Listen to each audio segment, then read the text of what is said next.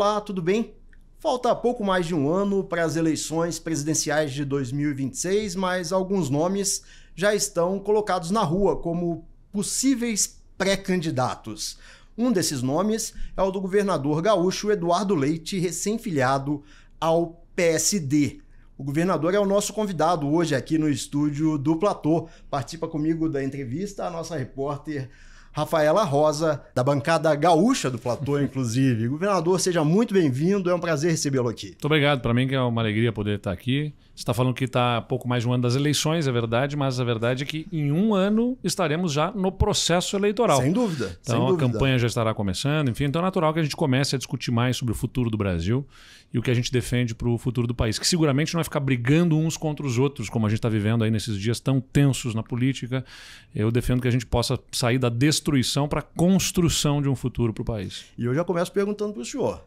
O senhor está animado para ser candidato? O senhor se vê como um candidato a presidente da República? Olha, eu participei das prévias do PSDB lá atrás, então acho que já demonstrei que tenho disposição, energia e tenho, assim, me sinto pronto para exercer essa função. Agora, uma candidatura à presidência não é uma decisão só nossa. Eu sim me sinto pronto, estou disposto, com energia, mas a gente tem que construir isso dentro do partido. Eu defendo que o Brasil possa superar esse momento de polarização e a gente saia, como eu disse, desse clima de belicoso, né, que tenta sempre taxar quem pensa diferente de alguém mal intencionado, que saia da discussão das pessoas e passe a discutir os problemas. E se eu defendo esse movimento de despolarização, eu tenho responsabilidade com ele, inclusive para liderar esse movimento. Agora, acho que a partir do segundo semestre, né, se deflagrado aí a retomada de trabalhos legislativos, a gente está num momento de tensionamento, especialmente em função desses episódios que certamente a gente vai discutir aqui também, relacionados ao ex-presidente Bolsonaro, as questões das tarifas. Mas eu imagino que mais perto do final do ano a gente tem um cenário mais claro do ponto de vista do tabuleiro eleitoral e assim possamos definir melhor as candidaturas. Mas sim, eu me disponho, me interesso e quero ajudar o país a sair dessa difícil situação que está, inclusive me tornando um candidato a presidente.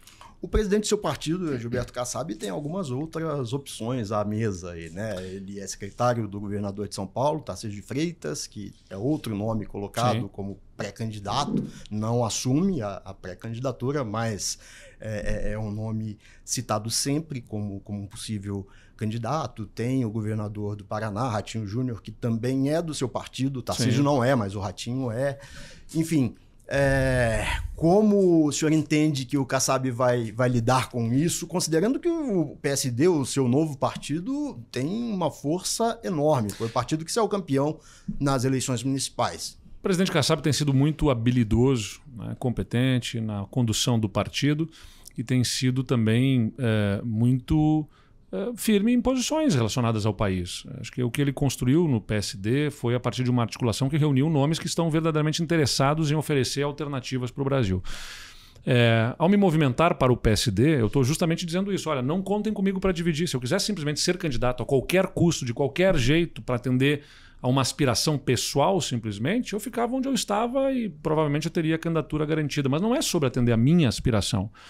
Antes de um político, de uma pessoa com aspirações que todos temos, né? Seja um jornalista que quer estar em grandes veículos, seja um gestor em qualquer área empresarial que quer chegar lá em cima, né? Ser o CEO da companhia, o político também, naturalmente, tem a aspiração de ascender. Né? Fui prefeito, sou governador, ser presidente da República, puxa, que honra.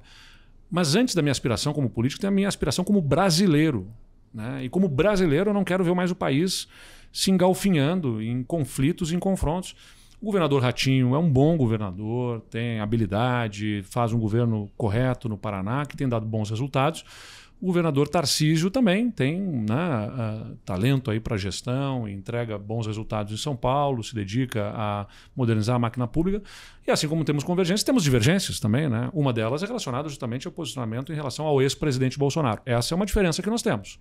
Eu não apoiei Bolsonaro, não sou apoiador de Bolsonaro, como também não sou apoiador de Lula. E não o apoiei. O que me dá mais independência para poder ajudar o país a superar esse quadro de polarização na minha percepção. Mas a definição vai se dar mais logo à frente. Ali a gente vai ter a oportunidade de entender, olha, no quadro eleitoral, quem melhor politicamente consegue representar e viabilizar uma eleição. E nós vamos ter que discutir projeto. Porque não é sobre, olha, só sobre ganhar a eleição, né? É sobre viabilizar um projeto para o país. Que projeto é esse? Quais são as prioridades? Porque não é também sobre fazer tudo o que nós queremos, é sobre identificar as prioridades. Olha, o país precisa modernizar, a máquina pública precisa fazer reformas, né? Nós temos déficit monumental nas contas públicas, projeções futuras de falta de dinheiro para pagar o custeio básico da máquina pública, não é? Faltar dinheiro para investir, vai faltar dinheiro para pagar o serviço para a população. É isso que o próprio governo reconhece nos seus relatórios. Puxa vida, qual é a agenda para superar isso? Preocupante. A gente vai ter que promover uma união em torno de um projeto. E tendo uma união em torno de um projeto, a gente vai identificar quem melhor pode liderar esse projeto na hora certa. Governador, o senhor fala muito nas convergências e divergências com o governo Lula, né? Mas o seu novo partido, depois de 24 anos de PSDB, tem na base, tem na oposição. Qual é a sua postura quanto a isso, né? Como lidar com isso?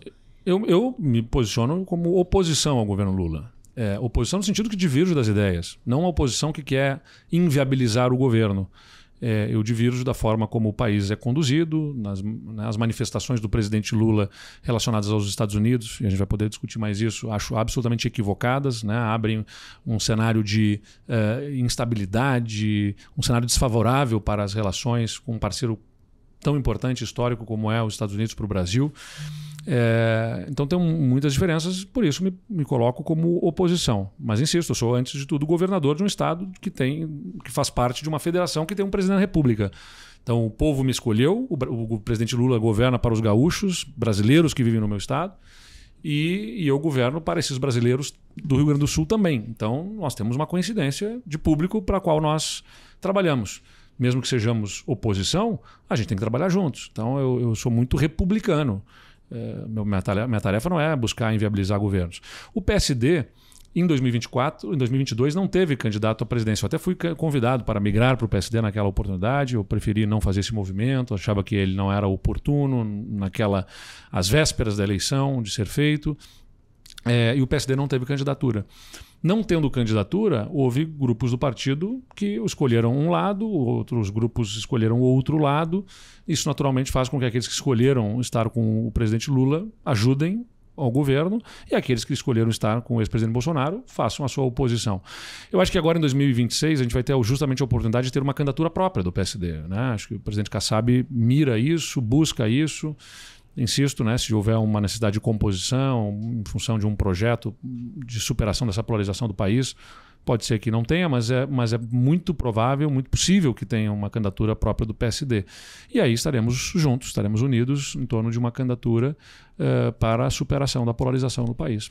O senhor entende que o PSD, pelo tamanho que ganhou, ele merece a cabeça de chapa? Eu entendo que sim. Chegou a hora né? Acho que houve uma correta articulação ao longo do tempo, da trajetória do partido.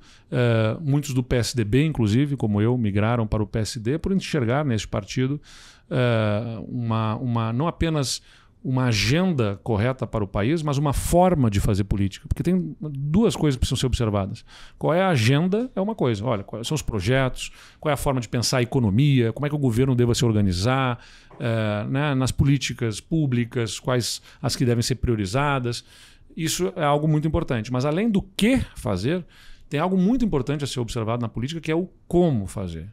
Porque numa democracia, a política é instrumento fundamental para arbitrar as diferenças. Se você despreza a política, você cria um ambiente de tensionamento, de atritos, como que está acontecendo nos últimos anos no país, que inviabilizam inclusive as políticas públicas. Então você pode ter algo tão ruim no ambiente político por não saber como fazer, que gera a inviabilidade da agenda do que você se propõe a fazer. Então o que e o como são muito importantes. E acho que o PSD reúne pessoas que têm esse apreço pela política bem feita, né? A política que não é de concessão de benefícios e vantagens, simplesmente. Já que senta para conversar, entende quais são as tuas dores, quais são as tuas dores, como é que a gente consegue endereçar, né, as tuas principais preocupações de cada um aqui de uma forma convergente, promover alguns consensos mínimos que são críticos para que o país possa avançar. E nessa equação, governador, como resolver o fator Tarcísio de Freitas? Nos bastidores, há muita gente relevante que diz que o presidente do seu partido tem um certo pendor pela candidatura de Tarcísio. Como resolver isso? O governador de São Paulo vai ser sempre um presidenciável, né? Seja quem for o governador. O senhor acredita que ele é candidato? É possível que seja um nome, né? Mas ele tem ainda a condição da reeleição em São Paulo. É o primeiro mandato, o primeiro cargo público por mandato eletivo que o governador Tarcísio exerce. É razoável pensar que tem a preferência de continuar, até porque eu sou um governador reeleito, sei, a boa parte do que eu colho, do que conseguimos entregar no Estado, foi plantado no primeiro governo, mas vai sendo colhido agora. Assim como muitos plantios que fizemos agora vão ser colhidos pelo meu sucessor da política. Então, ele terá a oportunidade, se for reeleito governador de São Paulo, de colher muito do que plantou e seguir semeando, né, novos projetos para São Paulo. Mas o contexto político pode desenhar outro caminho. Então eu também ouço dos analistas, né, os que se dizem os mais bem informados dos dois lados. Não, é certo que vai, é certo que não vai. Mas como eu disse, o governador de São Paulo vai ser sempre um presidencial. Um estado que tem 4 vezes a população do Rio Grande do Sul, a força econômica, naturalmente isso concentra os veículos de comunicação, a cobertura jornalística sobre São Paulo é imensamente maior do que a dos outros estados. A gente está lá gritando no Rio Grande do Sul para mostrar, olha, botamos as contas em dia, reduzimos os indicadores de criminalidade, né? Retomamos capacidade de investimento, tem um monte de coisa boa que a gente fez. Mas a gente consegue entrar lá nas notícias nacionais em algumas notas menores. O governador de São Paulo, qualquer coisa que faça é mega, é grande, é gigante, e isso vai ocupar muito mais espaço. Então é natural que seja sempre um nome que desponte. Governador Bolsonaro, o senhor, né, declarou que encarou com desânimo a prisão domiciliar do ex-presidente.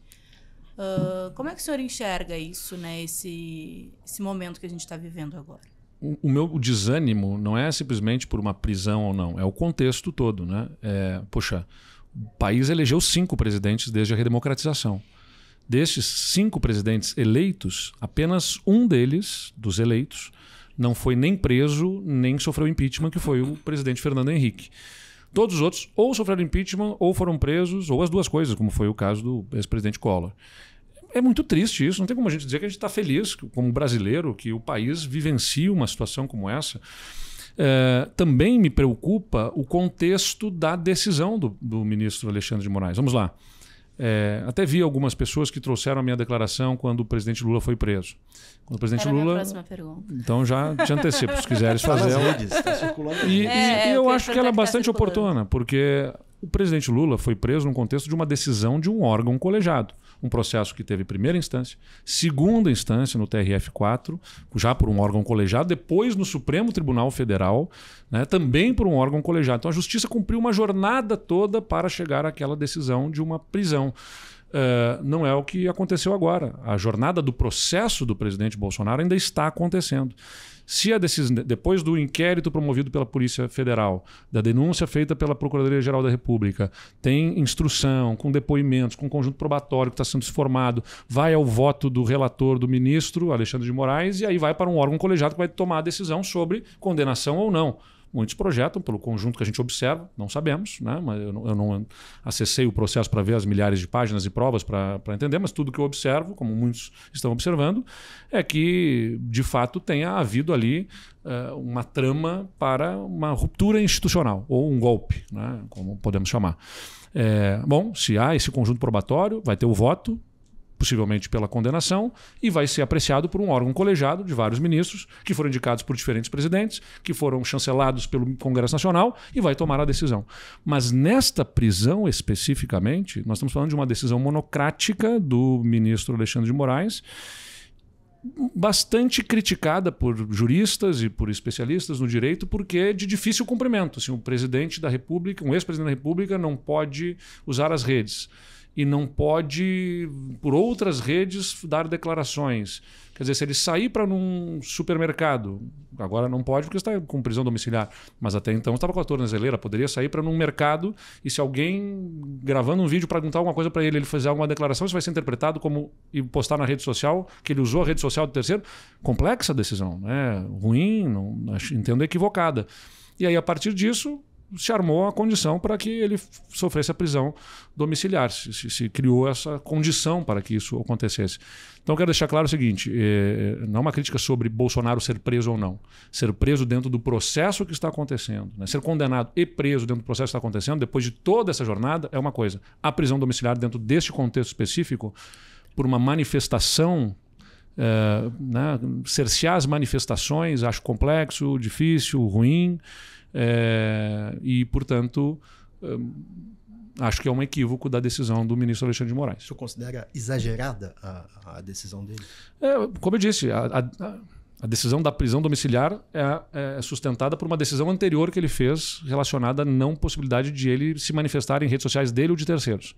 Esta decisão é que eu acho que foi equivocada, porque criou justamente algo de difícil cumprimento. Um ex-presidente da República, uma figura política relevante, que tem um movimento político todo em torno dele, não tem como ignorar isso.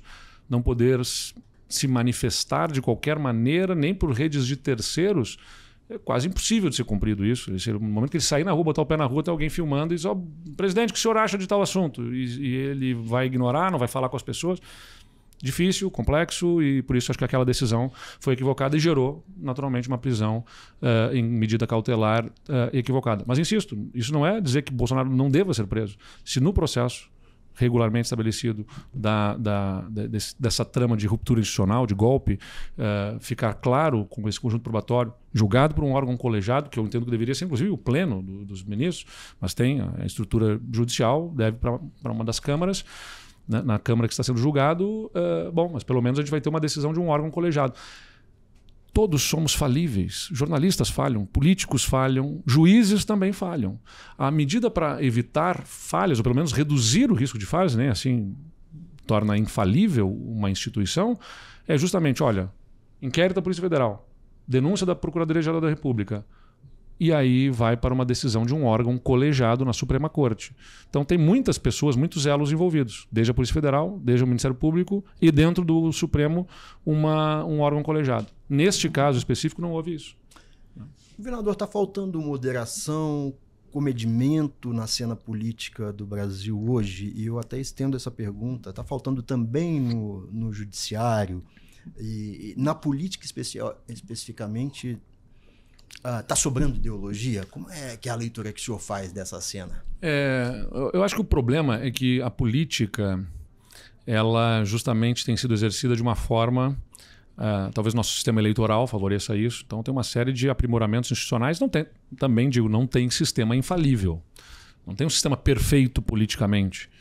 Especialmente quando nós temos outras fragilidades na nossa constituição social, né? Desde a pobreza, as dificuldades de nível de educação, de letramento da população, tudo isso gera um ambiente ainda mais difícil, naturalmente.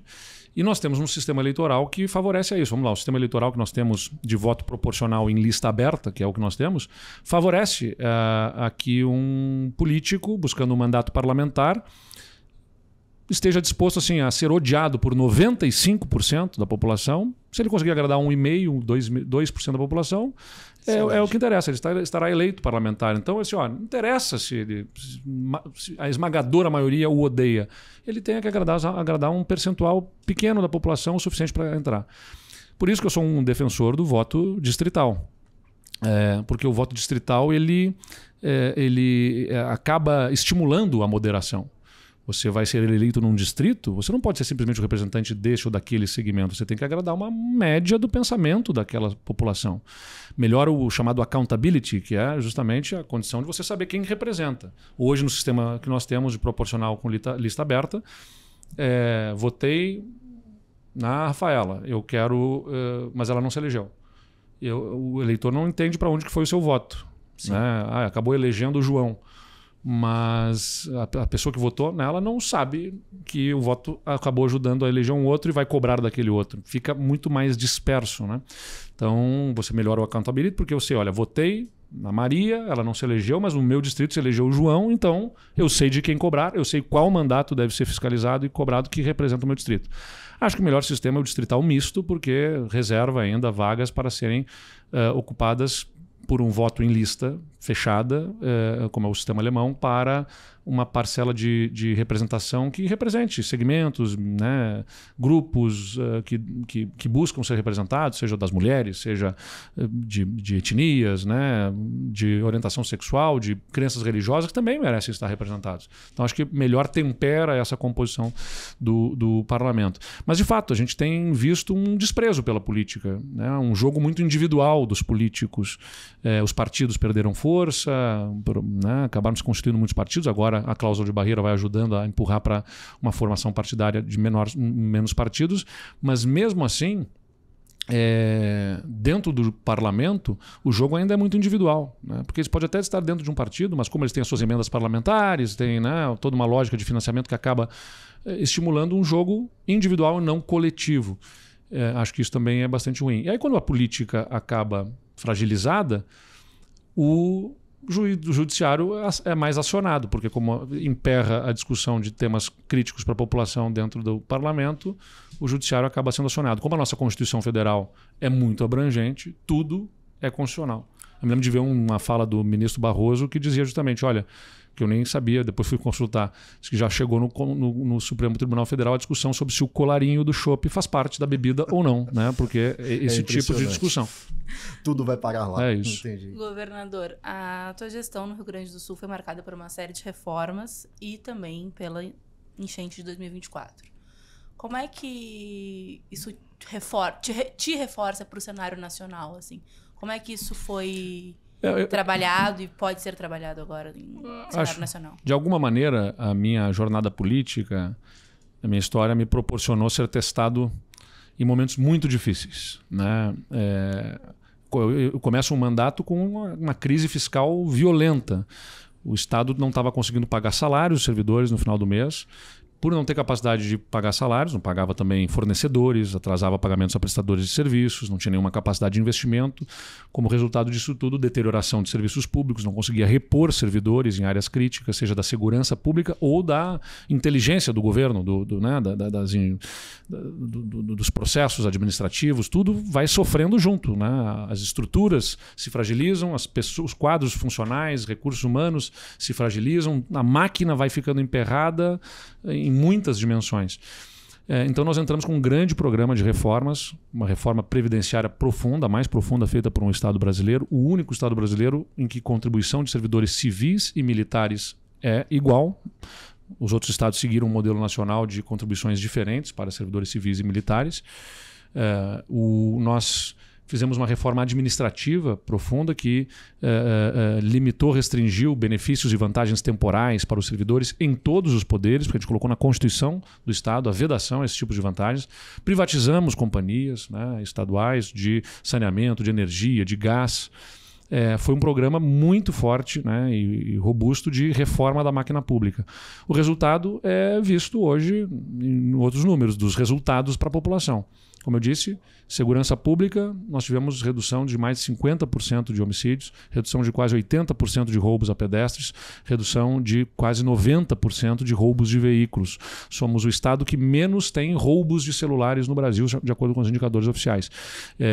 Roubos a banco, tinham acontecido 82 casos lá em 2018, né, antes do nosso governo, foram 2 casos apenas no ano passado. Então nós viramos essa página, o estado saiu de 2% de capacidade de investimento para 10% de capacidade de investimento no ano passado. É verdade que no ano passado a gente tem ainda essa capacidade turbinada por conta do acordo com a União de não pagamento da dívida para fazer investimentos. Mas no ano anterior tinham sido 6%, 7% de investimento. Então a gente já tinha triplicado essa capacidade de investimentos e a gente reforça ainda mais. Até porque é bom lembrar que quando assumiu o governo, o Estado não estava pagando a dívida também. E mesmo assim não estava conseguindo investir. Agora a gente volta a não pagar a dívida e pagamos para um fundo de reconstrução e vamos a 10% de capacidade de investimentos. Então, acho que essa experiência, né, de lidar com crise, com dificuldades, ainda tive estiagens, pandemia, enchente no ano passado, nos dá muito aprendizado para lidar com situações difíceis. E se tem uma coisa que está claro para o Brasil, é que nós vamos ter situação difícil pela frente, que vai exigir coordenação política, né, priorização de uma agenda de transformação do gasto público, porque a máquina vai colapsar. Isso não sou eu que estou dizendo. É o próprio governo federal nos seus relatórios. Vai faltar dinheiro para pagar o básico, né, já nos próximos anos por conta dos gastos obrigatórios que vão ocupando o orçamento e não deixam sobrar dinheiro para mais nada. Qual é a sua maior referência na política, governador? Eu acho que nacionalmente, aqui no país, eu diria o presidente Fernando Henrique. Alguém que com serenidade conduziu o país, sofreu muitos ataques.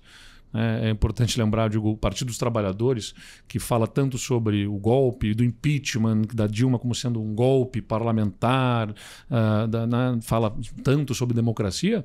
Lá nos anos 90 tentava incendiar de todas as maneiras o cenário político, né? A campanha de fora Fernando Henrique era para tudo que é lado, pelo PT no país. Então, esse cenário político belicoso vem de lá, de uma forma de fazer política sempre muito contestadora, raivosa por parte do Partido dos Trabalhadores. De alguma medida, o que vem com o bolsonarismo contra o PT tem muita conexão com o que o PT fez com os outros. Só que eu entendo que não se deva responder uma coisa da mesma forma. Tanto é que o PSDB, que integrei até pouco tempo, quando foi oposição ao PT, era acusado de não saber fazer oposição, porque sim, não entendia que era o caso de fazer uma oposição inviabilizadora de um governo, né? Uma oposição com responsabilidade.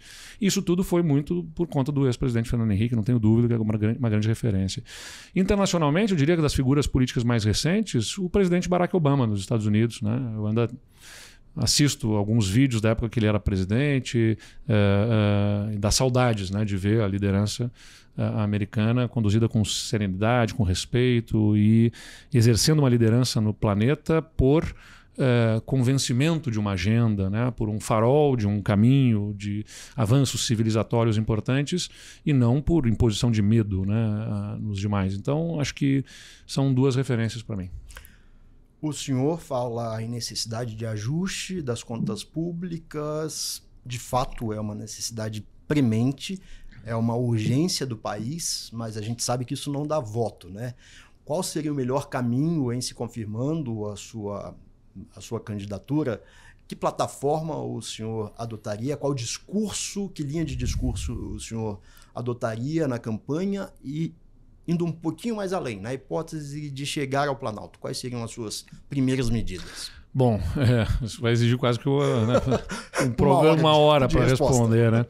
Mas vamos lá. Eu acho que uma candidatura, por mais que a gente saiba, né, que é importante ter projeto e é fundamental, a eleição ela é um momento para validar uma agenda para o país, para o estado ou para o município. Então você tem que aproveitar aquele momento, mesmo que você não vai entrar em detalhes específicos, né, miudezas de um plano de gestão, para conseguir trazer um apoio a uma agenda macro de governo.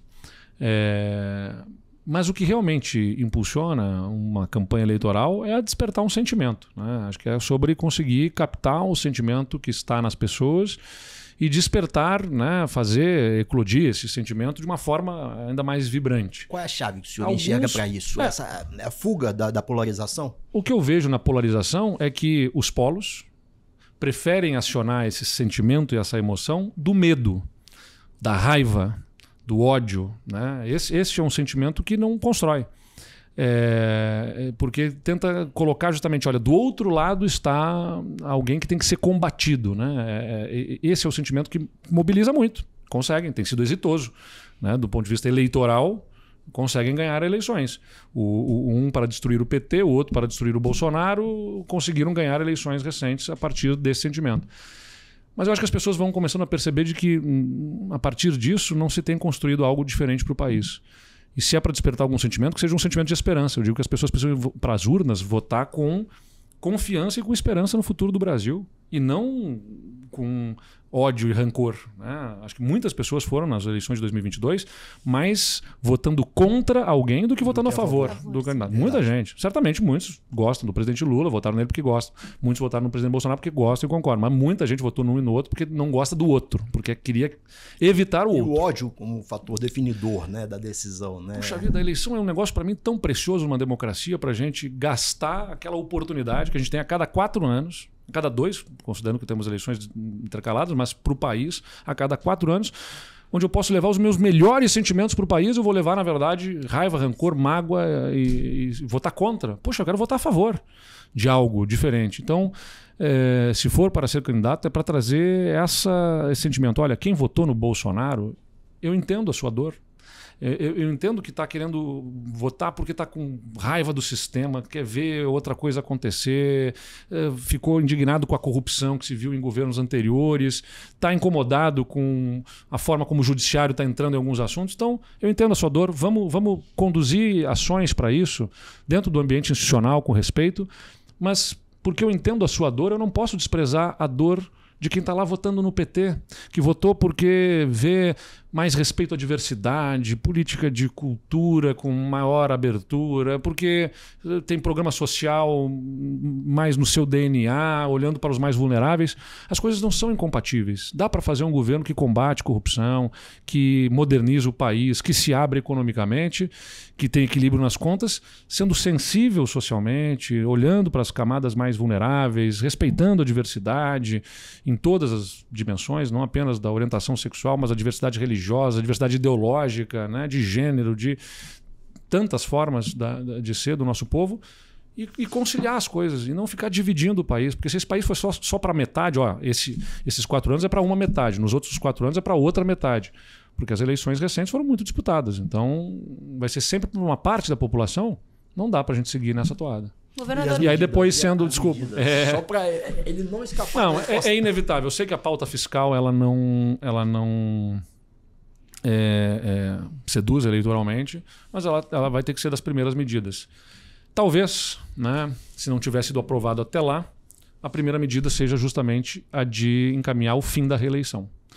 Por que eu digo isso? Porque como um país está tão polarizado, vamos supor que a gente consiga superar essa polarização e eleger, né, um terceiro caminho ao qual me disponho de liderar. O sentimento dos dois campos, dos polos que sempre polarizaram era: quero voltar ao poder, então tem que buscar atrapalhar este presidente. Então quero deixar claro o seguinte, né, se tiver essa oportunidade, a primeira coisa que encaminho é acabar efetivamente com a reeleição. Porque é sobre resolver os problemas do país e não sobre viabilizar um outro mandato. Pode ser um bom sinal para o Tarcísio, hein? O senhor disse que o Tarcísio tem mais 4 anos. Não só para o Tarcísio, mas para qualquer outro. Senhor... Não é? O recado é mais ou menos dizer o seguinte: me ajudem a fazer as reformas, me ajudem a colocar o país nos eixos. E não se preocupem sobre a próxima eleição, porque não serei candidato. Eu quero poder endereçar soluções no curto prazo para o país e a gente superar essa polarização. Então, acho que é uma das primeiras medidas, além das reformas que vão ter que ser feitas também na Previdência, novamente, administrativa, e que ajudem o país a recuperar equilíbrio das contas. Rapidinho para a gente encerrar. Em 2022, o senhor sofreu uma série de ataques homofóbicos durante a campanha, né? E teve um gesto que eu julgo muito bonito, que foi levar o Thales na sua posse, enfim. Sofre preconceito ainda? Como é que vem encarando desde do seu anúncio público sobre a sua orientação sexual, dos ataques, da posse? Como é que tem sido esse mandato sobre o preconceito? O senhor se sente em algum momento excluído? Sente algum tipo de preconceito? Não, é claro que tem manifestações preconceituosas a todo tempo. Aliás, já mandei para minha equipe lá, de minha assessoria jurídica, olha, não passa nada. Se qualquer pessoa na rede social aí que estiver fazendo ataques homofóbicos tem que ser responsabilizado. Eu não defendo que se censure, eu defendo que se responsabilize. Então, responsabilização daqueles que fazem esses ataques. Tem esses ataques mais frontais, né, homofóbicos ainda. E tem aqueles que não são verbalizados, né, mas que a gente sente que está no ambiente, eventualmente um questionamento, enfim. Mas existem muitos preconceitos no país, né? Preconceito contra as mulheres, né, por religião, por raça. Eu não vou dizer que este que eu sinto e percebo em relação à minha orientação sexual seja maior, mais grave do que esses outros, porque não considero que seja, né? Eu tenho uma série de outros privilégios, vamos dizer assim, né? Como costumam chamar, inclusive, de ser um homem branco, de uma família de classe média. Então, isso, de alguma forma, não me deixa equiparar o preconceito que eu sofro com outros, inclusive homossexuais, que, por pertencerem a outras minorias, são ainda mais segregados e vítimas de preconceito, às vezes até de agressão.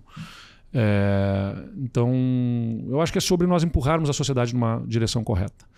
Eu insisto, rupturas são sempre traumáticas e traumas nunca são bons.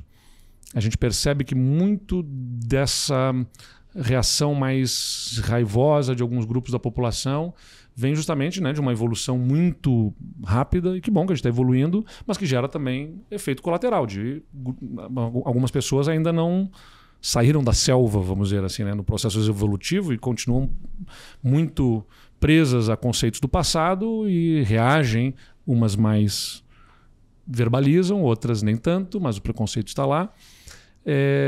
Eu acho que a gente tem que ajudar a empurrar uma direção correta. Então, quando eu levei o Thales, né, quando eu decidi falar sobre a minha orientação sexual publicamente, e me recusei a criar um personagem, tentar convencer de que eu era algo que eu não era, e fiz questão de falar sobre isso, e trouxe o Thales, eu estou tentando ajudar a dar alguma colaboração. Como tantas outras pessoas dão tanta ou mais colaboração ao serem ativistas dedicados a essa causa do respeito à diversidade. É um processo, né, de evolução de todos nós, e acho que o Rio Grande do Sul já demonstrou que talvez não seja tão preconceituoso. Claro que tem também, como tem em todo o país, em todos os lugares, tem também pessoas que ainda não acompanham essa evolução e essa compreensão de respeito à diversidade, mas já teve um governador negro, que foi o Colares, uma governadora mulher, que foi a Ieda, e tem o primeiro governador assumidamente homossexual e que foi o primeiro a ser reeleito no estado, inclusive, que sou eu. Então, acho que tem uma maioria que compreende, respeita, e é isso que importa, e aos poucos nós vamos fazer dessa maioria uma... Não para impor a ninguém. Eu me lembro quando eu falei que eu era homossexual, perguntaram para o Bolsonaro sobre isso, e ele disse, tudo bem, mas eu não quero que imponha a sua forma de ser aos outros. Eu não estou dizendo para ninguém ser gay, eu estou dizendo que eu sou. E que respeitem a mim e tantas outras pessoas, sejam elas o que elas quiserem ser. Se a gente ficar focado em tentar destruir as pessoas pelo que elas são, nem é do ponto de vista civilizatório, humano, correto, e a nossa energia vai para algo que não constrói absolutamente nada. Né? O que na vida dos brasileiros está melhorando por conta desse enfrentamento? Né? Governador, o governo Lula está errando na resposta ao tarifaço imposto por Donald Trump? É muito claro que a responsabilidade desse tarifaço vem dos Bolsonaro. Não tem como dizer que não, eles mesmos avocam essa responsabilidade. Tá lá, ele admite quem contestar isso está indo contra a própria declaração do Eduardo Bolsonaro, que diz sim, ele está lá e está articulando mais e está buscando que a Europa coloque também algum tipo de restrição a importações por tarifas, enfim. Mas não dá para negar que o presidente Lula, com as suas declarações sempre, recorrentemente, com sentimento anti-americano e criticando e atacando o dólar, cria um ambiente desfavorável para essa relação. Então, eu espero que isso traga algum aprendizado ao presidente Lula no sentido de ser mais pragmático. O Canadá foi fortemente agredido na sua soberania, que é a agressão maior à soberania que dizer a um país que ele deve se tornar um 51º estado americano. Puxa, isso é, de fato, enfrentar a soberania de um país. E o Canadá reagiu com firmeza, sem ser grosseiro, sem atacar de volta, né, mas firmemente defendendo a sua soberania, mas com pragmatismo, bom senso e equilíbrio, conduzido pelo ex-primeiro-ministro e pelo atual primeiro-ministro do Canadá, para preservar aquilo que é de interesse dos canadenses. Aqui é a mesma coisa. Ser firme na defesa da soberania nacional não é atacar de volta os Estados Unidos. Temos uma relação histórica com os americanos e isso deve ser preservado. O senhor vê solução no curto ou no médio prazo? A situação está muito nebulosa, infelizmente, porque depende muito de gestos de muitas pessoas. Mas eu espero que sim, que o presidente Trump já disse que está disposto a falar com o presidente Lula quando ele quiser. Então, não é hora do presidente Lula ficar dizendo, não, mas ele não quer conversar. Vai lá e vai conversar. Se fosse eu, já tinha ligado há muito tempo. Aliás, se fosse eu, já tinha buscado o presidente americano logo depois de que ele foi eleito, do que tomou posse, né, para termos essas relações bem estabelecidas. E se fosse eu, não teria nem tido um ambiente não faria discursos contra os americanos como o presidente Lula faz. Mas acontecendo um episódio como esse, imediatamente tem que procurar. Não é hora de vaidade, olha, sou muito importante aqui, então não vou ligar, ele que me procure, o outro se acha mais importante, então não vai procurar também, não vai conversar. O que é isso? Tem que ser muito sereno. Claro que tem cautela, claro que tem cuidados, é claro que tem riscos, mas tem que ter senso de urgência. Tem empresas brasileiras que podem sucumbir completamente. E não tem muita preocupação com empresas no Rio Grande do Sul relacionadas a isso, porque tem empresa que exporta 80% de tudo que produz para os Estados Unidos. Então, inviabiliza totalmente a sua operação. A gente precisa superar esse quadro imediatamente. Governador, a gente gostaria muito de seguir nessa conversa, mas seu tempo está apertado, né? O a gente tempo já recebeu quem um assiste aviso também, aqui, na verdade. Também. Muitíssimo obrigado pela gentileza, por ter nos atendido, por ter vindo aqui ao platô. E desde já fica convidado para outras conversas. Obrigado pela oportunidade e obrigado a todos que pacientemente tenham nos acompanhado aqui também. Um abraço.